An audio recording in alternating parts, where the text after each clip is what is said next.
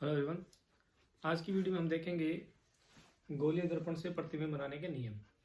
तो बात को आगे बढ़ाते हुए अपने शुरू करते हैं कि गोलीय दर्पण से प्रतिबिंब बनाने के अंदर कौन कौन से नियम काम आते हैं। इसमें सरल से 3 या 4 नियम है, वो अपने देख लेते हैं। उत्तल दर्पण और अवतल दर्पण दोनों को अपन साथ लेके चलेंगे ताकि कोई कन्फ्यूजन ना रहे।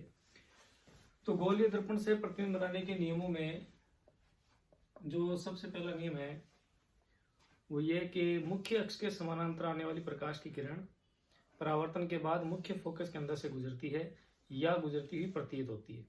ये इसका पहला नियम है। देखिए किस प्रकार से इसको हम प्रदर्शित कर सकते हैं। यहाँ पर सबसे पहले हम एक अवतल दर्पण बनाएंगे। अवतल दर्पण कौन सा होता है? जिसकी परावर्तक पृष्ठ अंदर की तरफ दबी हुई हो और बाहर की तरफ उसके पॉलिश की हुई हो, उसे अवतल दर्पण कहते हैं। तो हम इसे बाहर की तरफ इस प्रकार से पॉलिश कर देते हैं। ये एक अवतल दर्पण है। इस दर्पण के बीचों बीच ये ध्रुव है, ये इसका बीच का बिंदु, ये काल्पनिक रेखा मुख्य अक्ष है। ध्रुव पर एक निश्चित दूरी पर फोकस बिंदु या मुख्य फोकस F है और समान दूरी पर ध्रुव से लेकर, ध्रुव को हम P से दर्शाते हैं, ध्रुव और मुख्य फोकस के बीच में जितनी दूरी है उतनी दूरी मुख्य फोकस और वक्रता केंद्र C के बीच में होती है। तो इस प्रकार से ध्रुव, मुख्य फोकस या वक्रता केंद्र हो गया। अब इसमें देखिए हम पहला नियम ये कहते हैं कि मुख्य अक्ष के समानांतर आने वाली प्रकाश की किरण, ये मुख्य अक्ष है, मुख्य अक्ष के समानांतर आने वाली प्रकाश की किरण परावर्तन के बाद मुख्य फोकस में से होकर गुजरती है। तो यहां से पलटेगी, परावर्तन के बाद कहां से गुजरेगी? मुख्य फोकस में से होकर गुजरेगी। ये हाथ से डायग्राम में लाइन थोड़ी टेढ़ी मेढ़ी हो सकती है, आप जब स्केच से बनाएंगे तो बिल्कुल सीधी बनाएंगे, उसमें कोई प्रॉब्लम नहीं है। तो ये पहला नियम हुआ। पहला नियम ये कहता है कि मुख्य अक्ष के समानांतर आने वाले प्रकाश की किरण परावर्तन के बाद मुख्य फोकस में से होकर गुजरती है या गुजरती हुई प्रतीत होती है। प्रतीत कब होती है? जब हम अवतल दर्पण की जगह उत्तल दर्पण ले। ये जो हमने प्रदर्शन दर्शाया, ये अवतल दर्पण से है। अब यदि हम इस परावर्तन के पहले नियम को या गोलीय दर्पण से प्रतिबिंब बनाने के पहले नियम को उत्तल दर्पण में दर्शाएं तो उसमें देखिए क्या स्थिति बनेगी। यहां पर हम उत्तल दर्पण बनाएंगे। अब उत्तल दर्पण क्या होता है? जिसके अंदर परावर्तक पृष्ठ बाहर की तरफ उठी हुई हो, वो उत्तल दर्पण है। तो ये बाहर की तरफ उठी हुई है, ये परावर्तक पृष्ठ होगी और इसके अंदर की तरफ हम क्या करेंगे? पॉलिश कर देंगे। तो अब ये उत्तल दर्पण हो गया। अब इस उत्तल दर्पण के अंदर भी मुख्य फोकस और प्रकाशिक केंद्र जो है वो इधर की तरफ ही होगा, बाईं साइड में, लेफ्ट साइड में होगा। क्यों?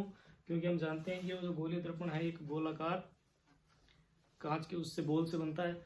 ये कांच के इस गोल से बना है, ये भी कांच की एक बोल से बना है। तो उस हिस्से को काट देंगे तो उसका जो केंद्र होगा अंदर की तरफ ही होगा दोनों के लिए।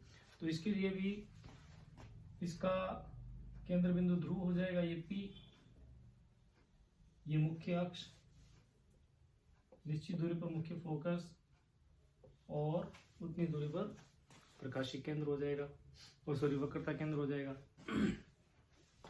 तो अब देखिए यहां पर क्या होगा। अब हम मुख्य अक्ष को इधर आगे की तरफ, अब क्योंकि परावर्तक पृष्ठ बाहर की तरफ है तो जो हमारा प्रतिबिंब होगा, सॉरी जो वस्तु होगी इधर की तरफ होगी, तो प्रकाश की किरण को उधर से आते हुए दर्शाना है। इधर से आते हुए दर्शाएंगे तो क्या होगा कि मुख्य अक्ष के समानांतर आने वाली प्रकाश की किरण, ये मुख्य अक्ष के समानांतर कोई प्रकाश की किरण आई, ये इस प्रकाश की किरण की दिशा है, परावर्तन के बाद मुख्य फोकस में से होकर गुजरेगी। अब क्योंकि इसके पीछे तो पॉलिश की हुई है, पीछे आर पार तो जाएगी नहीं, परावर्तन में प्रकाश की किरण पलट जाएगी। तो ये इस प्रकार से पलटेगी, ये इस प्रकार से कि ये हमें यहाँ से मुख्य फोकस में से गुजरती हुई प्रतीत दिखाई देगी, या मुख्य फोकस में से गुजरती हुई दिखाई देगी। वास्तव में इसमें जो गुजरती नहीं है, वास्तव में तो मुख्य अक्ष के समानांतर आकर इस प्रकार से पलटती है कि मुख्य फोकस में से गुजरती हुई दिखाई देती है। तो ये जो नियम है, पहला नियम, वो स्पष्ट रूप से दिखाई देता है अवतल दर्पण पर। ये हमने बनाया उत्तल दर्पण। तो गोलीय दर्पण से प्रतिबिंब बनाने का पहला नियम हुआ कि मुख्य अक्ष के समानांतर आने वाली प्रकाश की किरण मुख्य फोकस में से होकर गुजरती है या मुख्य फोकस में से होकर गुजरती हुई प्रतीत होती है। ये इसका पहला नियम हुआ। अब अपन देखते हैं इसका दूसरा नियम, गोलीय दर्पण से प्रतिबिंब बनाने का दूसरा नियम यदि हम देखें तो वो क्या कहता है। गोलीय दर्पण से प्रतिबिंब बनाने का दूसरा नियम ये कहता है कि मुख्य फोकस में से होकर गुजरने वाली प्रकाश की किरण परावर्तन के बाद मुख्य अक्ष के समानांतर हो जाती है। दूसरा नियम, इसमें सबसे पहले हम एक अवतल दर्पण बनाएंगे। अवतल दर्पण के अंदर ये बीच का बिंदु, दर्पण का बीचों बीच का बिंदु ध्रुव कहलाएगा। ये रेखा मुख्य अक्ष है, मुख्य अक्ष पर ये बिंदु मुख्य फोकस या फोकस बिंदु है और ये वक्रता केंद्र है। तो दूसरा नियम ये कहता है कि मुख्य फोकस में से होकर गुजरने वाली प्रकाश की किरण, ये मुख्य फोकस में से होकर गुजरने वाली प्रकाश की किरण परावर्तन के बाद मुख्य अक्ष के समानांतर हो जाती है। तो परावर्तन के बाद मुख्य अक्ष के समानांतर हो जाती है। ये इस प्रकार से मुख्य अक्ष के समानांतर बनाएंगे, ये इसकी दिशा हो जाएगी। तो दूसरा नियम बहुत ही सिंपल कि मुख्य फोकस में से होकर गुजरने वाली प्रकाश की किरण परावर्तन के बाद मुख्य अक्ष के समानांतर हो जाएगी। ये अवतल दर्पण से प्रदर्शन किया हमने। इसका प्रदर्शन उत्तल दर्पण से भी किया जा सकता है। इस प्रकार से यहाँ पर हमने उत्तल दर्पण बनाया, ये मुख्य अक्ष बनाया ध्रुव के सापेक्ष, क्योंकि वस्तु हमारी इधर रखी जानी है इसलिए इसको हमने आगे तक बढ़ाया। लेकिन इसका मुख्य फोकस और वक्रता केंद्र इस तरफ ही होगा। अब मुख्य फोकस के अंदर से या मुख्य फोकस में से होकर गुजरने वाली प्रकाश की किरण, यानी मुख्य फोकस की सीध में से हमें कोई प्रकाश की किरण गुजारनी है। इसकी सीध में से हम ये मानते हैं, इसकी फीस में से ये वाली इस प्रकार से ये मुख्य फोकस में से होकर गुजरने वाली प्रकाश की किरण परावर्तन के बाद मुख्य अक्ष के समानांतर हो जाती है। तो इसे इस प्रकार से समानांतर कर देना है। अब ये वास्तव में ये मुख्य फोकस के अंदर से होकर गुजर नहीं रही है उत्तल दर्पण के अंदर, क्योंकि गुजर नहीं सकती, क्योंकि इसके पीछे की तरफ हमने पॉलिश की हुई है। वास्तव में ऐसा प्रतीत होता है कि यदि आर पर जाती तो मुख्य फोकस के अंदर से होकर ही जाती। इसलिए हम ऐसा कह देते हैं कि मुख्य फोकस में से होकर गुजरने वाली प्रकाश की किरण परावर्तन के बाद मुख्य अक्ष के समानांतर हो जाती है। तो उत्तल दर्पण के अंदर, और ये स्पष्ट रूप से हम देख सकते हैं अवतल दर्पण के अंदर। तो ये परावर्तन का दूसरा नियम हुआ। परावर्तन के दो सिंपल नियम हुए, जिसमें से पहला नियम ये कहता है कि मुख्य अक्ष के समानांतर आने वाली प्रकाश की किरण परावर्तन के बाद मुख्य फोकस में से गुजरती है। और दूसरा नियम कि मुख्य फोकस में से गुजरने वाली प्रकाश की किरण परावर्तन के बाद मुख्य अक्ष के समानांतर हो जाती है। अभी हम देखते हैं तीसरा नियम। इन नियमों का इस्तेमाल करते हुए हम अलग अलग स्थितियों के ऊपर प्रतिबिंब बनाएंगे अवतल दर्पण से और उत्तल दर्पण से भी। तो उसके लिए ये सारे नियम जान लेना जरूरी है। दो नियम हो चुके हैं, हमारा तीसरा नियम है। तीसरा नियम कहते हैं कि प्रकाशीय केंद्र में से होकर गुजरने वाली प्रकाश की वक्रता केंद्र में से होकर गुजरने वाली प्रकाश की किरण। प्रकाशीय केंद्र लेंस के अंदर आता है, दर्पण के अंदर वक्रता केंद्र है, सेंटर ऑफ कर्वेचर, जिसे हम सी से दर्शाते हैं। तीसरा नियम कहता है कि वक्रता केंद्र में से होकर गुजरने वाली प्रकाश की किरण परावर्तन के बाद वापस उसी मार्ग पर मुड़ जाती है जिस मार्ग से होकर वो आई थी। कैसे? वही सबसे पहले हम एक अवतल दर्पण बनाएंगे। अवतल दर्पण के अंदर सभी राशियों को प्रदर्शित कर देंगे। ये बीचों बीच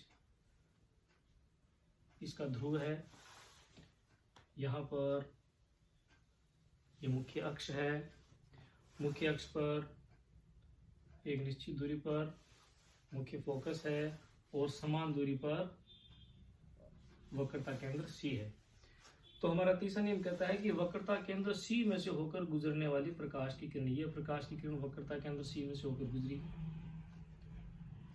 परावर्तन के बाद पुनः उसी मार्ग पर लौट जाती है जिससे होकर वो आई थी। यानी जिस रास्ते से होकर प्रकाश की किरण आई थी वापस उसी रास्ते पर लौट जाएगी। अवतल दर्पण के अंदर अपने इसको इस प्रकार से दर्शाते हैं। यदि इस तीसरे नियम का प्रदर्शन हमें उत्तल दर्पण में करना हो तो उत्तल दर्पण के अंदर भी बहुत सिंपल तरीके से दर्शाया जा सकता है। ये उत्तल दर्पण बनाएंगे हम। उत्तल दर्पण के अंदर पॉलिश अंदर की तरफ करेंगे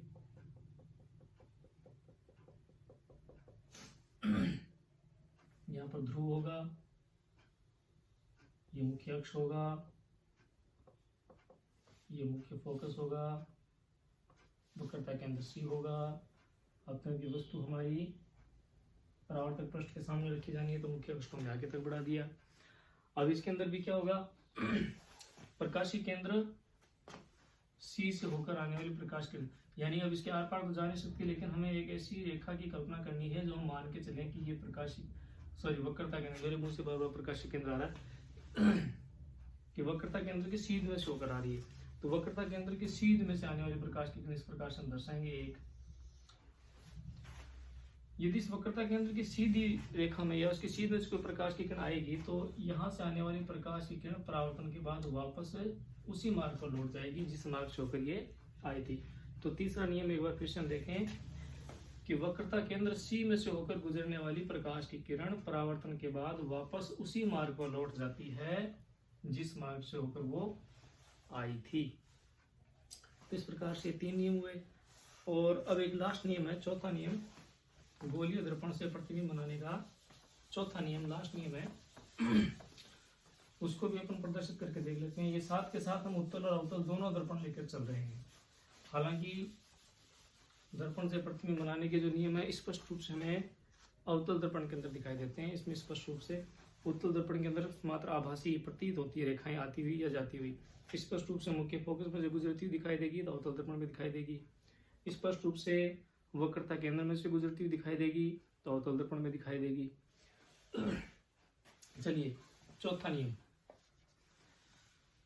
चौथा नियम है ध्रुव के सापेक्ष, यानी प्रकाश की किरण अब किसके सापेक्ष आएगी, ध्रुव के सापेक्ष आएगी। तो चौथा नियम कहता है कि ध्रुव के सापेक्ष आने वाली प्रकाश की किरण परावर्तन के बाद उतने ही कोण पर मुड़ेगी जितने मोड़ पर वो या जितने कोण पर वो आई थी। यानी कि इंसिडेंट रे और रिफ्लेक्टिंग रे, आपतित किरण और परावर्तित किरण के बीच में जो कोण होगा वो एकदम बराबर होगा या समान होगा। कैसे, देखिए ये सबसे पहले हम एक अवतल दर्पण बनाएंगे। ये ध्रुव हुआ, ये मुख्य अक्ष हुआ, फोकस हुई या मुख्य फोकस, और वक्रता केंद्र सी। तो चौथा नियम ये कहता है कि ध्रुव के सापेक्ष आने वाली प्रकाश की किरण, ये ध्रुव के सापेक्ष कोई प्रकाश की किरण आई, परावर्तन के बाद उतने ही कोण पर मुड़ेगी जितने कोण पर वो मुख्य अक्ष के सापेक्ष आई थी। यानी कि ये इस प्रकार से परावर्तन हुआ तो मुख्य अक्ष के साथ ये आपतित किरण के साथ मान लीजिए θ1 कोण बनता है। तो परावर्तन के बाद मुख्य अक्ष के साथ ये जो कोण बनेगा θ2 बनेगा। और चौथा नियम ये कहता है कि θ1 का मान θ2 के बराबर होगा। यानी कि ध्रुव के सापेक्ष आने वाली प्रकाश की किरण मुख्य अक्ष के साथ जितने डिग्री का कोण बनाती है, परावर्तन के बाद भी मुख्य अक्ष के साथ उतने ही डिग्री का कोण बनाती है। यानी कि जिस कोण पे प्रकाश की किरण आएगी उसी कोण पर वापस मुड़ेगी। ये इसका चौथा नियम है, अवतल दर्पण से प्रदर्शित किया हमने। इसी घटना को या इसी नियम को हम उत्तल दर्पण से भी प्रदर्शित कर सकते हैं। कैसे, यहाँ पर सबसे पहले उत्तल दर्पण बनाएंगे। उत्तल दर्पण के अंदर दर्पण या दर्पण की वक्रता का बीचों बीच का जो बिंदु है उसको हम ध्रुव कहते हैं। ये मुख्य अक्ष हुआ, मुख्य फोकस हुआ, वक्रता केंद्र सी हुआ। और क्योंकि हमारी वस्तु परावर्तक पृष्ठ के सामने रखी जानी है तो हमने इसको आगे तक बढ़ा दिया। और इसमें स्पष्ट रूप से देख सकते हैं कि प्रकाश की किरण ध्रुव के सापेक्ष जब आएगी, ये आने वाली प्रकाश की किरण है, आपतित किरण है, और टकराने के बाद जब मुड़ेगी तो इनका जो कोण होगा इसको हमने किसी और नाम से प्रदर्शित कर देते हैं। मान लीजिए इसको γ1 और इसको γ2। तो यहाँ पर भी क्या होगा, γ1 का मान γ2 के बराबर होगा। नियम यहाँ पर भी वही अप्लाई होता है कि ध्रुव के सापेक्ष आने वाली प्रकाश की किरण मुख्य अक्ष के साथ जितने डिग्री का कोण बनाती है, परावर्तन के बाद भी मुख्य अक्ष के साथ उतने ही डिग्री का कोण बनाएगी। यानी जिस एंगल पर प्रकाश की किरण आएगी उसी एंगल पर टकराने के बाद वापस जाएगी। वो कब? जब ध्रुव के सापेक्ष प्रकाश की किरण आ रही है। तो इस प्रकार से आज हमने अवतल दर्पण में और उत्तल दर्पण में, दोनों ही गोलीय दर्पण के उदाहरण हैं, प्रतिबिंब बनने के लिए कौन कौन से नियमों का इस्तेमाल होता है वो हमने देखा है। अब इन नियमों का इस्तेमाल करते हुए हमारी अगली क्लास के अंदर या अगली वीडियो के अंदर हम प्रतिबिंबों का निर्माण करेंगे। भाई अनंत के ऊपर कोई वस्तु रखी हो तो उसका प्रतिबिंब कहाँ बनेगा, उसकी प्रकृति कैसी होगी, वास्तविक होगा, आभासी होगा, उल्टा होगा, सीधा होगा, वस्तु के बराबर होगा या वस्तु से छोटा होगा, ये सारी बातें अपने आगे क्लास के अंदर देखेंगे। लेकिन वो हमें बात तभी समझ में आएगी जब गोलीय दर्पण से प्रतिबिंब बनाने के सारे नियम हमें अच्छी तरह से आते हों। तो मैं आशा करता हूँ आज की ये बातें, ये नियम आपको अच्छी तरह समझ में आएंगे। अब हम मिलेंगे अगली वीडियो में। Thank you very much.